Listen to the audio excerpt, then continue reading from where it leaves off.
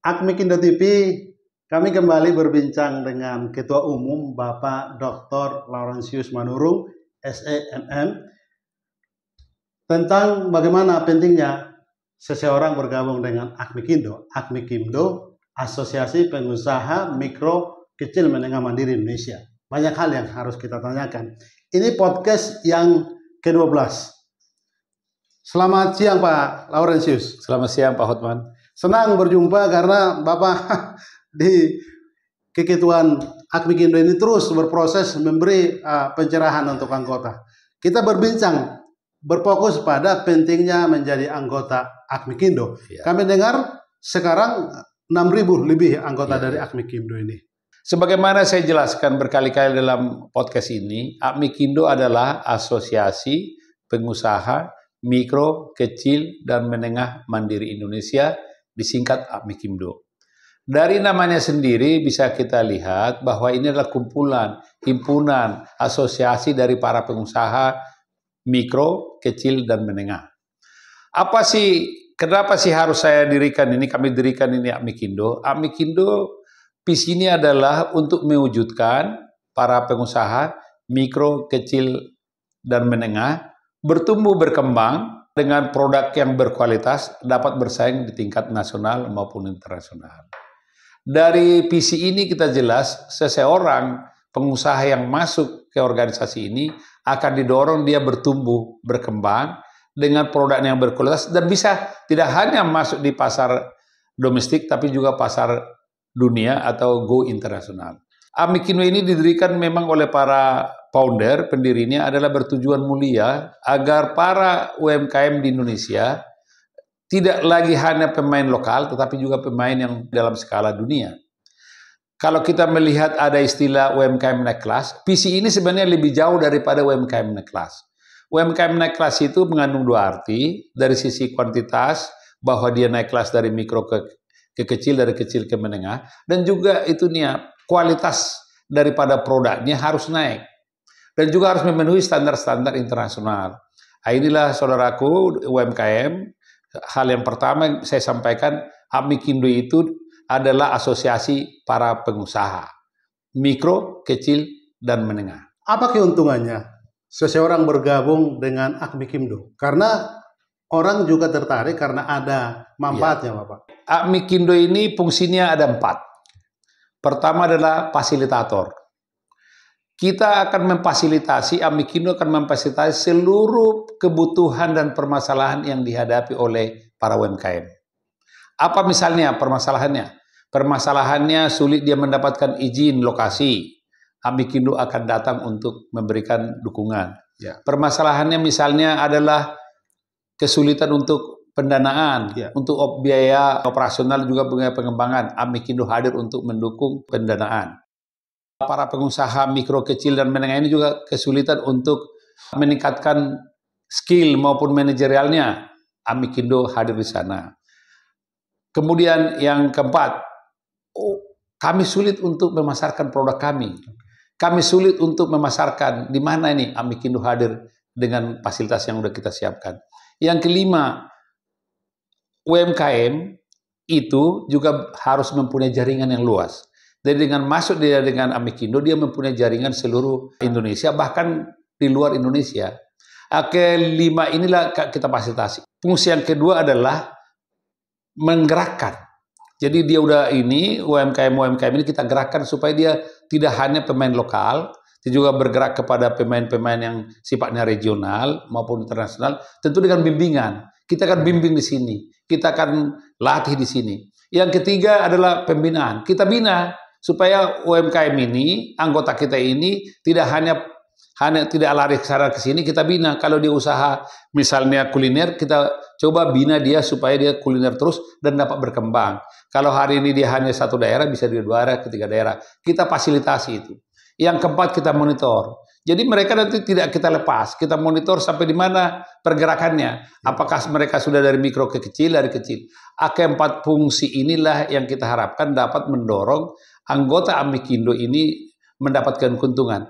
Terus apa ada kerugiannya kan begitu? Ya.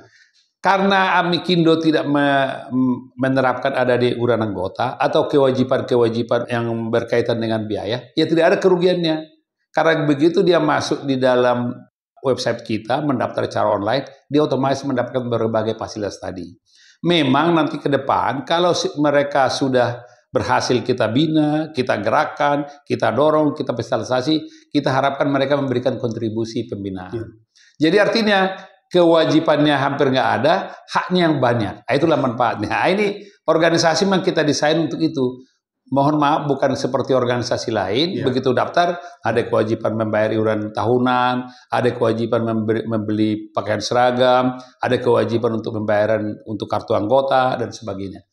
Di Amikindo, hal ini belum kita terapkan. Pak Lawrence, kita tadi mendengar bahwa lebih banyak manfaat ketika seseorang calon UMKM atau sudah melakukan kerja-kerja UMKM itu sangat bermanfaat dia menjadi anggota. Tetapi tentu hak dan kewajiban itu kan berjalan berbarengan. Bagaimana Amikindo bisa eksis berjalan kalau misalnya tadi belum mengutip iuran anggota? Lalu pertanyaan kemudian, Pak Lawrence, tadi kan sebenarnya sudah diberi bahwa pelatihan, pembinaan, pendampingan itu ada. Adakah di Amikindo misalnya semacam fasilitas membantu para UMKM ini mendapatkan modal? Misalnya menjembatani dengan pemerintah dalam hal ini bank misalnya untuk memudahkan atau melegitimasi mereka, memudahkan mereka mendapat bantuan modal begitu. Ya, mari satu-satu kita uraikan tadi ya. Amikindo, DPC, DPD maupun DPD kita sebut warung Amikindo. Baik. Sebagai warung adalah tempat berkumpul, tempat berkonsultasi. Maka seperti di kantor DPP ini, kita siapkan training center, kita siapkan ruang konsultasi, kita siapkan juga berbagai fasilitas yang dapat diakses oleh para calon maupun anggota. Di harapan saya di tingkat DPD provinsi, tingkat DPC kabupaten kota, tingkat DPAC kecamatan akan kita siapkan hal yang sama. Ada memang pertanyaan, bagaimana Amikindo beroperasi? Kan begitu ya. Sampai hari ini masih kita mengandalkan kesediaan daripada pengurus untuk membiayai operasional. Tapi kedua, tidak cukup memang dengan mengandalkan, kita juga kemarin sudah melakukan namanya turnamen peduli UMKM. Turnamen golf peduli UMKM, ya puji syukur kita ada dana dari situ. Yang ketiga, kita juga mendirikan badan usaha yang tidak bertentangan dengan ketentuan, seperti kita mendirikan Koperasi Nasional Amikindo Bersatu. Koperasi Nasional Amikindo Bersatu itu sudah diharapkan nanti memberikan kontribusi kepada organisasi. Kemudian kita juga sedang membangun namanya payment point online banking, atau penjualan beberapa kebutuhan-kebutuhan anggota seperti bayar listrik, beli pulsa untuk bayar-bayar kebutuhannya bisa melalui PPOB ini tanpa dia memberatkan anggota. Yang keempat, kita juga memang bekerja sama dengan berbagai pihak untuk bagaimana usaha-usaha UMKM kita seperti go internasional, ekspor. Dari situlah nanti ada kontribusi untuk organisasi. Jadi saudara-saudara sekalian, yang biaya langsung dari anggota tidak kita kenakan. Biaya-biaya penciptaan untuk pendanaan memang itulah tugas daripada DPP maupun DPD maupun DPC. Karena di luar sana sebenarnya sumber-sumber pendanaan untuk itu banyak.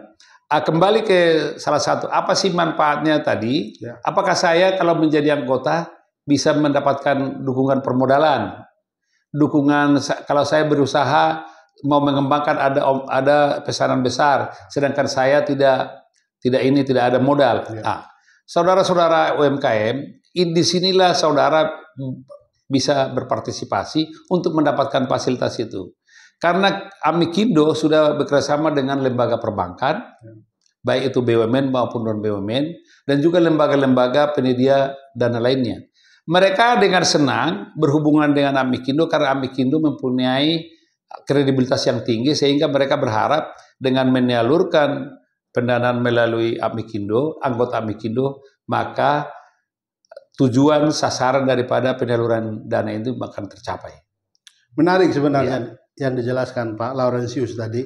Tapi bagaimana juga Amikindo misalnya mendampingi para anggotanya di Amikindo, misalnya perubahan-perubahan regulasi yang terjadi di negara ini. Kita tahu misalnya sekarang lagi diperbincangkan dari 11% menjadi 12% PPN itu kan juga harus mendapat pencerahan para anggota UMKM agar mereka juga tidak undur berusaha, dan kalau mereka melek misalnya, jadi Akmikindo sebagai lembaga organisasi menjembatani komunikasi ini agar jangan ini tidak berdampak negatif. Apa kira-kira yang dilakukan, Pak? Ya, puji syukur sampai hari ini Amikindo sudah diakui kementerian dan lembaga sebagai mitra. Baik di berbagai kegiatan, kementerian mendesain suatu ketentuan, membuat suatu peraturan-peraturan pemerintah, Amikindo diminta masukan. Contoh, pada saat Mahkamah Agung mau mengeluarkan peraturan mengenai kepailitan, Amikindo diminta masukan. Apakah undang-undang kepailitan implementasinya sama dengan usaha besar dan usaha kecil? Saya berikan masukan, setiap peraturan, ketentuan yang berlaku, saya minta kepada pemerintah agar tidak menusahkan UMKM. Tapi sebaliknya adalah untuk mendukung agar UMKM ini bertumbuh. Kenapa? Karena UMKM ini memang harus didukung. Kalau nggak didukung, dia akan mengalami kesulitan. Seperti PPN, untuk sekarang yang kita dengar akan naik 12%. Kami secara tidak langsung sudah menyampaikan keberatan untuk itu diterapkan untuk kegiatan-kegiatan UMKM, produk-produk UMKM. Bagaimana UMKM mendapatkan bahan baku, bagaimana UMKM mendapatkan peralatan. Nah, ini mudah-mudahan dari ketentuan yang akan dikeluarkan ini bisa dikecualikan untuk UMKM. Yang selanjutnya, ketentuan-ketentuan lain kami sudah diundang Kementerian Perdagangan, Kementerian Perindustrian, Bappenas untuk bagaimana membuat program-program strategis 5 tahun ke depan. Jadi itulah gunanya kalau UMKM itu menggabung menjadi anggota Amikindo. Sumber primer pertama mengenai regulasi, mengenai ketentuan yang akan datang bisa didapatkan sebelumnya. Jadi kalau UMKM itu sendiri, ya kemungkinan dia hanya mendapatkan sumber informasi dari sekunder. Artinya sudah ada tahapan selanjutnya. Tapi bergabung dengan UMKM artinya kita bersama-sama bisa memberikan suara kita, masukan kita kepada pemerintah, kepada regulasi. Kemudian di samping tadi saya sampaikan beberapa manfaat, Amikindo juga sudah mendirikan lembaga bantuan hukum Amikindo Mandiri Jaya.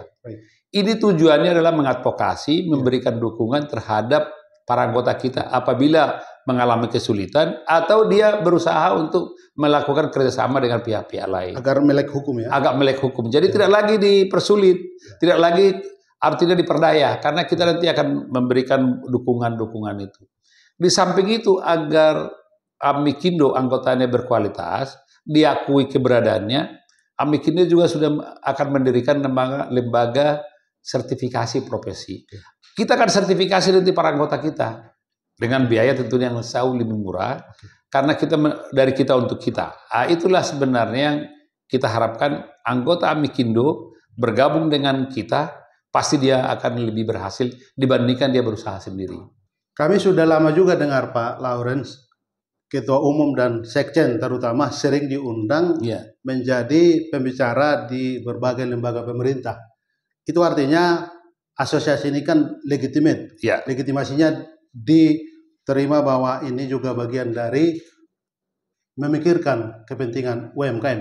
Tapi pertanyaannya Pak Lawrence, bagaimana ini bisa dikembangkan mengingat tidak hanya Akmikindo, asosiasi pengusaha kecil mandiri seperti ini. Bagaimana bekerja sama agar tidak tumpang tindih di lapangan? Iya, memang sepengetahuan saya ada beberapa organisasi yang perkumpulan mengenai UMKM. Amikindo walaupun baru didirikan 14 Januari tahun 2022, artinya itu kita menginjak tahun ketiga. Tapi kita bersyukur kementerian dan lembaga, baik itu OJK, baik itu BRIN, baik itu Bank Indonesia, kementerian-kementerian yang terkait dengan UMKM, sudah mengundang atau meminta masukan dari Amikindo, baik dalam fokus group discussion maupun sebagai pembicara. Saya sendiri di Poltekkes. Poltekkes itu kan Politeknik Kesehatan, Kementerian Kesehatan, sudah 3 kali menjadi narasumber sebagai kurator untuk produk-produk yang dihasilkan para dosen daripada Poltekkes di Pekalongan, di Jakarta maupun baru minggu lalu dengan Poltekkes Denpasar. Ini menunjukkan bahwa keberadaan Amikindo sudah memberikan kontribusi positif baik kepada anggota maupun kepada lembaga atau kementerian terkait. Demikian juga harapan saya dengan komunitas lain, kami tidak bersaing dengan komunitas lain yang sejenis. Kami justru sebenarnya pengen komunitas-komunitas organisasi UMKM ini mempunyai visi untuk mendorong UMKM ini bertumbuh, berkembang, menjadi mitra pemerintah. Karena kita tahu UMKM ini kan sebagai faktor penggerak perekonomian, sebagai penciptaan lapangan pekerjaan. Kalau para organisasi ini bersatu, karena ada UMKM itu 64.500.000 yang menurut BPS maupun Kementerian Koperasi, nggak mungkin memang hanya dikelola oleh satu lembaga seperti Amikindo. Kita sendiri sekarang anggota yang terdaftar secara online baru 6.500 lebih anggotanya. Tapi kalau dari 64 juta itu kita berharap hanya Amikindo 1-2 juta aja anggota kita udah bisa mengembangkan lebih hebat lagi. Tapi hebat juga Pak, baru 3 tahun lembaga ini sudah berproses dan lebih 6.000 anggotanya. Ya. Tentu tidak mudah untuk mengembangkan satu organisasi profesi begini. Lalu boleh diceritakan Pak Lawrence struktur dari kepengurusan ini. Bapak sebagai ketua umum tentu di pusat, karena kita ada 38 provinsi, apakah sudah ada di 38 provinsi? Bagaimana struktur dari organisasi Amikindo ini? Ya, di Amikindo ini mengandung struktur pusat, daerah, cabang, dan pimpinan anak cabang. Jadi kalau di pusat namanya Dewan Pimpinan Pusat, terdiri dari Dewan Pimpinannya sesuai dengan anggaran dasar rumah tangga adalah Presiden secara eksekusi dan para menteri terkait. Kemudian ada Dewan Penasehat, tentunya Dewan Penasehat adalah para penasehat kita yang mampu untuk memberikan masukan untuk mengembangkan UMKM. Yang kemudian ada Dewan Pakar, ini umumnya adalah para ahli, baik akademisi maupun non-akademisi. Kemudian ada Dewan Pengawas, yang juga diharapkan dapat memberikan pengawasan terhadap jalannya organisasi. Kemudian Dewan Pimpinan Pusat, itu ada ketua, wakil ketua, bendahara, wakil bendahara, sekretaris, wakil sekretaris, dan ada 11 bidang. 11 bidang ini kita bagi 2. 6 bidang adalah berkaitan dengan bagaimana mengembangkan organisasi UMKM ini, dan juga bagaimana mendukung UMKM. Pertama adalah bidang OKK. Kemudian yang kedua bidang pengembangan SDM dan manajemen. Kemudian ada bidang hukum dan advokasi. Keempat ada bidang IT dan digital marketing. Yang kelima adalah bidang hubungan internasional, dan ada bidang yang khusus kepada klaster-klaster utamanya. Pertama adalah bidang pertanian, perikanan, peternakan, dan kehutanan. Bidang kedua retail dan perdagangan. Yang ketiga adalah pariwisata dan ekonomi kreatif. Keempat adalah bidang industri kecil dan aneka jasa lainnya. Yang kelima adalah bidang pengadaan barang jasa, pemerintah dan BUMN. Ada 5. 5 ini, tadi di bidang satu lagi yang di bidang supporting adalah bidang perizinan dan pendanaan. Jadi ada 6 bidang, ditambah 5 operasional. 11 bidang. Kemudian di tingkat DPD mengcopy yang ada di DPP, tetapi tidak ada Dewan Pengawas, hanya itu aja. Demikian juga kalau di DPD tingkat provinsi, Dewan Pembina itu adalah gubernur. Kalau di tingkat kabupaten kota, Dewan Pembina itu adalah wali kota, bupati. Dua menurut Dewan Pengawas dan seterusnya. Jadi sebenarnya kita sudah mencoba membuat organisasi ini dapat bermitra strategis dengan pemerintah. Karena Amikindo bukan seperti lembaga-lembaga watchdog atau artinya yang memata-matai pemerintah, justru mitra strategis. Makanya setiap pengurus DPD, DPC itu kita persyaratkan 4 hal. 4 ketentuan di luar ketentuan teknis administratif. Pertama, dia harus mampu menyediakan infrastruktur untuk kantor DPD maupun kantor DPC. Yang kedua, harus dia mampu kalau di tingkat DPD membentuk DPC. Kalau di DPC harus membentuk DPAC. Yang ketiga, dia harus mampu merekrut anggota. Yang keempat ini yang paling strategis, harus mampu bersinergi, bermitra strategis dengan pemerintah. Kalau di tingkat DPD harus bermitra strategis dengan tingkat timnya gubernur, kalau dengan bupati wali kota bermitra strategis dengan para dinas terkait. Demikian juga kalau di pusat kita bermitra strategis dengan kementerian lembaga. Itulah yang saya katakan, Amikindo saat ini sudah bermitra strategis dengan hampir seluruh kementerian yang berkaitan dengan UMKM. Demikian juga dengan lembaga-lembaga, baik lembaga pemerintah maupun non-pemerintah. Karena ada di organisasi nama kata mandiri tadi ya, jadi berdiri di atas kaki sendiri. Pertanyaannya Pak, sudah ada di beberapa provinsi? Iya. Pengurusan. Kita sekarang ada 27 provinsi yang kita sudah berikan mandat maupun SK.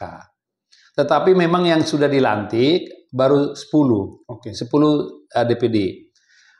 Kenapa belum dilantik yang sisanya atau belum dikukuhkan yang lain? Ya. Karena biasa menunggu Pilpres, Pileg, kemudian Pilkada. Ya kita berharap setelah Januari nanti saya akan melantik DPD Bali, DPD Sulawesi Utara, DPD Papua dan DPD lainnya. Jadi ini memang satu langkah yang perlu kita lihat bahwa sekarang di tingkat DPD juga sudah menjadi mitra strategis pemerintah daerah. Jadi Amikindo ya puji syukur sampai hari ini sudah diakui keberadaannya oleh para mitra maupun pemerintah. Oh iya, kenapa bisa terjadi begitu Bang tadi pertanyaannya? Kita mempunyai value namanya trust. Jadi artinya kita harus mempunyai trust ini sebagai pendorong maupun motivasi untuk kita organisasi. Tetapi trust itu sendiri mempunyai singkatan. T ini adalah transparan, makanya setiap pengambilan keputusan dan juga program harus transparan. Kemudian R-nya itu adalah responsible, bertanggung jawab. Kemudian U adalah unity and diversity. Walaupun UMKM itu berbeda-beda, tapi kita bersatu untuk kepentingan bagaimana menggerakkan ekonomi. S itu harus sinergi, kerjasama, bersinergi di antara anggota dengan pengurus, baru bersinergi dengan para mitra, stakeholder. Yang punya T tidak mungkin itu bisa dicapai kalau tidak terjadi teamwork di antara pengurus dengan teamwork dengan penganggota. Jadi trust ini adalah merupakan dasar kita untuk bergerak. Nah, inilah salah satu mungkin value yang kita mau kita deliver kepada anggota dan mungkin para stakeholder. Bagus banget Pak. Tadi penjelasan Pak Lawrence itu jelas bahwa kemanfaatan bergabung dengan Amikindo di bidang SDM ada pendampingan pelatihan juga, ke depan juga ada sertifikasi, lalu untuk pendistribusian produk-produk UMKM juga dibuka ruang bagaimana membantu dan nanti membuka relasi dengan bank mendapatkan kemudahan modal. Luar biasa, barangkali ada yang mendengar perbincangan kita. Kami dengar juga bahwa Amikindo ada di website juga untuk bisa mendaftar. Amikindo TV juga kita hadirkan untuk pencerahan agar UMKM terutama anggota dari Amikindo apa yang dilakukan pusat didengar di daerah. Kira-kira apa cara lagi untuk bisa mendaftar Pak Lawrence? Barangkali ingin sekarang mendaftar lewat apa? Ya, memang pendaftaran kita itu sudah kita lupakan model manual, harus melalui online. Tadi juga saya didatangi teman-teman dari UMKM Solo, Pak, bagaimana caranya mendaftar? Saya bilang secara pendaftaran mudah, karena hanya masuk di website kita amikindo.org, www.amikindo.org, udah kita bisa masuk kepada website. Di website itu ada tuntunan, ada bagaimana kita mendaftar, gampang sekali. Tapi yang penting mendaftar itu harus punya anggota, harus punya usaha. Jadi kalau nggak ada usaha jangan mendaftar, jangan masuk. Tidak ada gunanya. Nggak ada gunanya. Jadi karena sistem itu akan mengkurasi, menseleksi. Kedua, bagaimana sudah dia di dalam, kita akan dia terlink dengan berbagai platform kita. Ada platform kita Amikindo Super Apps, bisa nanti akan masuk di situ. Dan kita juga akan sebentar lagi akan mendirikan UMKM University yang mendesain modul-modul untuk pelatihan-pelatihan. Dan kita sudah bekerjasama dengan Universitas Binus. Kemudian kita sudah bekerjasama MOU dengan Politeknik Madani. Kita juga sudah diajak oleh Universitas Paramadina untuk bekerja sama. Bahkan mereka mengatakan kirim ke sini anggota, kita akan didik. BINUS juga begitu, berikan anggota, kami akan dampingi, kita akan dampingi cara online maupun offline. Baik untuk sistem operasionalnya, sistem produksinya, marketingnya, mereka akan dukung. Kemudian yang paling utama lagi, dengan adanya mereka masuk di Amikindo, berbagai fasilitas itu mereka bisa dengan mudah memanfaatkannya tanpa dipungut biaya. Karena apa? Karena dengan masuk mereka di sistem kita, mereka juga ikut fasilitas. Oh iya, yang paling utama lagi, setiap anggota diharapkan masuk menjadi anggota Koperasi Nasional Amikindo Bersatu. Sudah ada? Sudah ada. Okay. Ada 3 fungsi daripada Koperasi Nasional Amikindo Bersatu. Yang pertama, untuk sebagai off-taker daripada seluruh produk-produk anggota. Yang diharapkan anggota-anggota nanti akan mendaftarkan dan produk-produk itu akan kita jadikan sebagai off-taker daripada koperasi dan akan disalurkan kepada pembeli. Yang kedua, fungsi yang kedua adalah memenuhi seluruh kebutuhan anggota. Jadi karena dia itu koperasi pemasaran.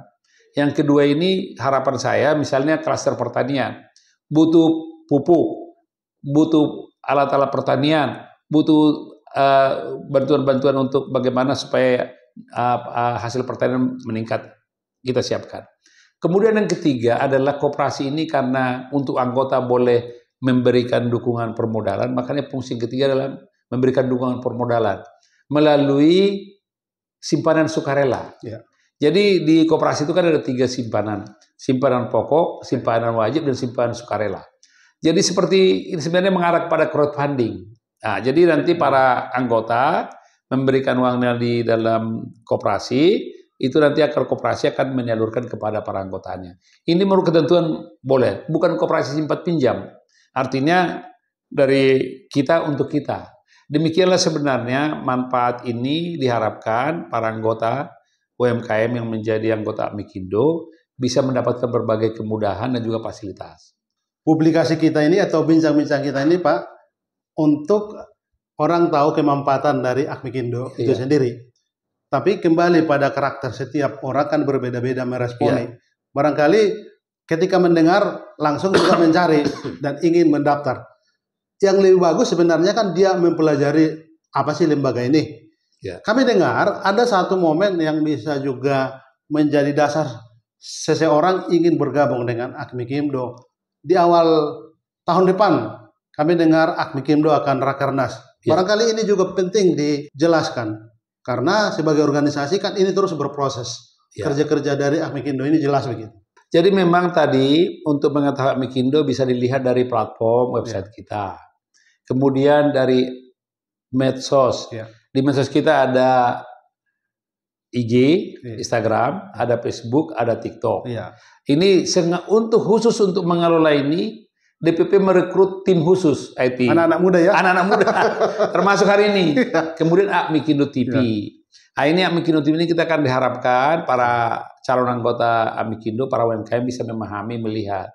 Kemudian memang kita akan melakukan rakernas, karena kita belum, sejak berdiri belum ada rakernas. Baru 3 tahun sih. Iya, baru tahun ketiga. Karena apa? Pada saat itu ada COVID. Kedua, para DPD bilang pileg, pilpres, kemudian pilkada. Tapi dengan ini, dengan kegiatan itu berlalu, kita sudah ketemu dengan Deputi Mikro Kementerian UMKM untuk memberikan arahan dan masukan. Beliau setuju. Kemungkinan tempat kita nanti rakernas itu di Smesco. Nah, mudah-mudahan Pak Menteri UMKM, Pak Maman Abdul Rahman, diharapkan bisa membuka rakernas ini maupun sebagai keynote speaker nanti, sehingga diharapkan ini menjadi satu momen beliau untuk menyampaikan program-program strategis pemerintah di kementerian yang baru ini.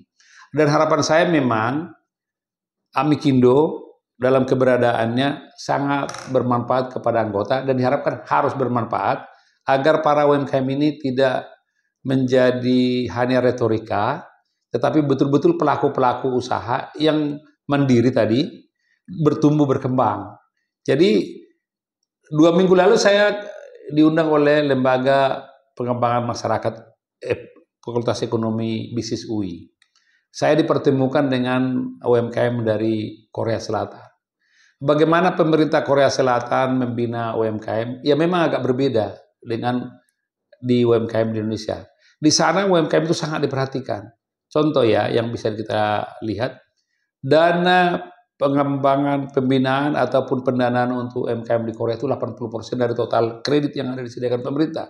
Bandingkan di Indonesia cuma 20%. Kemudian ekspor di sana didorong hampir 39% di Korea sana, Korea Selatan. Nah, ini model-model ini memang perlu nanti kita bahas dalam Rakernas. Saya ingat apa yang disampaikan Dr. Julius, Bapak Deputi dari Kementerian UMKM, Pak. Ya. Bahwa 2 kata beliau sebut.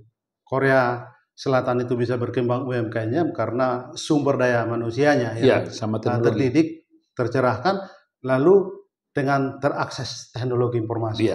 Ya, inilah harapan saya. UMKM ini suka tidak suka, mau tidak mau harus masuk era digital. Makanya kita siapkan platform. Jadi market space itu harus berpindah ke marketplace gitu ya. Jadi tidak lagi hanya kita berkutat di level-level pasar-pasar tradisional, kita harus masuk di digitalisasi. Digitalisasi ini memang suka tidak suka harus diikuti, dan ini pernah kita adakan podcast khusus dengan ahlinya, Dr. Manerep, Dewan Pakar kita, untuk memberikan gambaran bagaimana digital marketing itu manfaatnya untuk UMKM. Jadi memang kita di Amikindo memang sudah mulai berbasis digital. Tidak ada lagi kita berharap masuk kepada sistem manual. Contoh, mendaftar harus masuk online. Kemudian pengurusan perizinan kita online, kita bantu. Contoh mengurus perizinan melalui OSS itu mudah kalau ngerti mengenai literasi digital. Bagaimana memasukkan data-data di dalam sistem OSS akan mudah dapat dicapai. Pak Lawrence, karena memang kita dibatasi waktu, mohon dibingkai semua perbincangan kita, kira-kira apa yang kita dapat sari dari perbincangan ini. Baik, saudaraku para UMKM dimanapun berada, saya sudah menyampaikan manfaat daripada saudara menjadi anggota Amikindo jauh lebih besar daripada kewajiban Bapak terhadap organisasi. Bapak Ibu yang mau menjadi anggota Amikindo akan mendapatkan manfaat. Pertama, kita akan dukung dalam perizinan dan pendanaan. Kedua, kita akan dukung dalam pelatihan skill maupun manajerial. Yang ketiga, kita akan dukung dalam pemasaran, pemasaran barang-barang yang dihasilkan. Yang kelima adalah kita akan dukung membuka jaringan yang lebih luas untuk menghasilkan market yang lebih besar. Kita belum menerapkan iuran anggota, karena kita tidak akan menerapkan iuran anggota. Yang kita harapkan dari pembinaan yang kita lakukan, dari pendampingan yang kita lakukan, kalau usaha UMKM ini berhasil, kita harapkan ada kontribusi pembinaan kepada organisasi. Kemudian saudara-saudara, dalam rangka menghadapi tantangan ke depan, mungkin akan menghadapi masalah hukum, Amikindo juga sudah mendirikan lembaga bantuan hukum Amikindo Mandiri Jaya.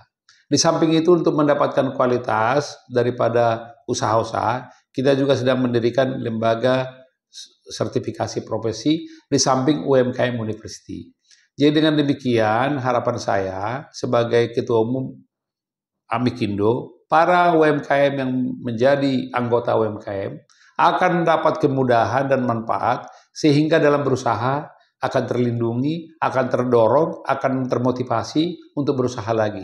Sebagaimana kita ketahui, sesuai dengan PP nomor 7 tahun 2021, ada 3 kriteria, mikro, kecil, dan menengah.